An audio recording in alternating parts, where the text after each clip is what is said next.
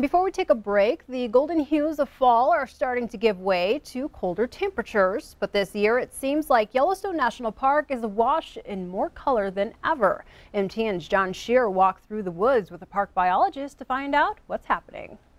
This aspen stand survived the fires of 1988. Elsewhere in the park, some trees were not quite so lucky. But it turns out that the catastrophic fires, combined with ancient volcanoes and even present-day wildlife, all worked together to bring aspen back to many, many parts of Yellowstone. You know, this is this year's growth here, and this is last year's growth right here. Roy Rankin knows Yellowstone aspen well. And this is the year before. He's been watching it grow since 1984.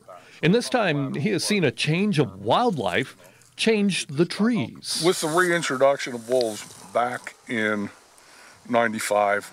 That's when there were 16 to 19,000 elk wintering on the northern range. But over time, it's been really interesting to see how the aspen has responded. Now, with half the number of elk on the land, aspen groves are bouncing back. A decade ago, you'd be able to see in things like this willow, how all the willow was hedged back to this point right here. But as is often the case in Yellowstone, there's no single explanation.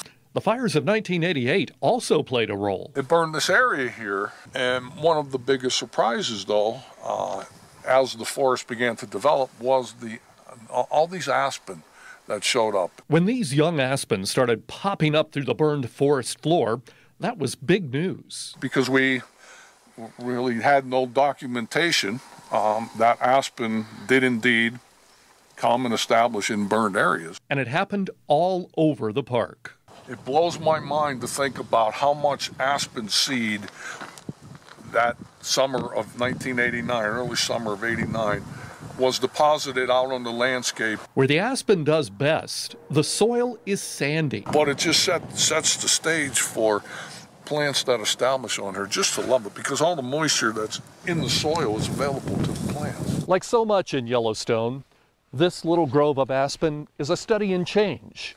Over the decades, over the centuries, these trees will die off. They'll be replaced by other trees that perhaps like the soil better or do better in the climate of the time.